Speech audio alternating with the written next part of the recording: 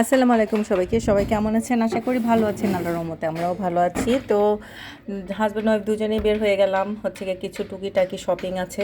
তো আমার সংসার যেহেতু বড়, আমার হচ্ছে গিয়ে 2টা ছেলে একটা মেয়ে, আর আমার ছেলেরা বড় হয়ে গিয়েছে। আর দেখা যায় 3জন বাচ্চা কাচ্চার কত জিনিস যে প্রয়োজন হয় কি বলবো রে ভাই। মানে দেখা যায় আজকে এটা নাই, কালকে ওটা লাগবে, কালকে এটা নাই আবার এটা লাগবে ওটা লাগবে, এই একটা অবস্থা। তো যাই হোক, আলহামদুলিল্লাহ আল্লাহ আমাদেরকে ভালো রেখেছে। আল্লাহর কাছে আমি সবসময় শুক্রিয়া করি। আর শুক্রিয়া যত করবেন তত আল্লাহ আপনাকে আরও সন্তুষ্টি দিবে। তো যাই হোক, আমরা দুজনে হচ্ছে কি সন্ধ্যার সময় বের হয়ে গেলাম, বের হয়ে দেখি গুড়ি গুড়ি বৃষ্টি। তো আমার হাজব্যান্ড বলল যে ছাতা খুলে বসি। যেহেতু আমরা দুজন বুড়া বুড়ি এত বড় হয়ে মানে মোটা হয়ে গিয়েছি, যার কারণে হুক উঠানো সম্ভব না। তো ব্রিজের উপরে উঠে দেখলাম যে একদম এত সুন্দর লাগছিল, মানে লাইটিংটা। তো মোবাইলে পুরোপুরি বোঝা যায় না, অন্ধকারের ভিতরে লাইটিংটা বোঝা যায় না, কিন্তু দেখতে খুব ভালো লাগছিল। আর রিল্যাক্স মুডে ছিলাম, কারণ হচ্ছে ওয়েদারটা কি বলবো, ওয়েদারটা তো একদম সুপার ডুপার ছিল।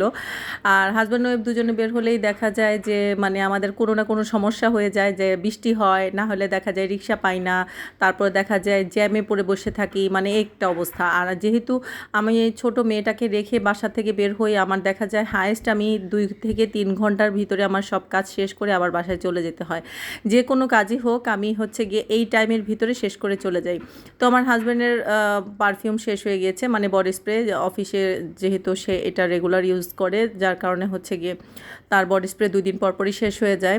তো আমি কয়েকটা ফ্লেভার একসাথে কিনে দিয়েছিলাম, ওগুলো শেষ হয়ে গেছে, ও আমরা বডি স্প্রে কিনে নিলাম। তারপর হচ্ছে গিয়ে আমার ছোট ছেলের জন্য প্যান্ট দেখছিলাম, তো প্যান্ট কিনবো তার জন্য। তো কয়েকটা দোকানেই দেখছিলাম যে কোনটা পছন্দ হয়।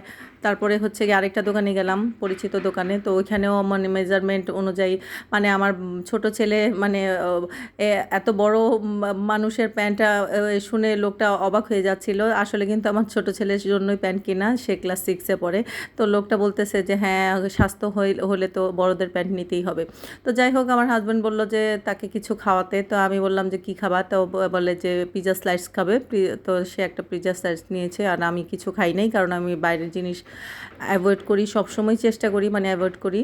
তো খুব কমই আমি বাইরের জিনিস খাই। তো সবাই ভালো থাকবেন, সুস্থ থাকবেন, আল্লাহ হাফিজ।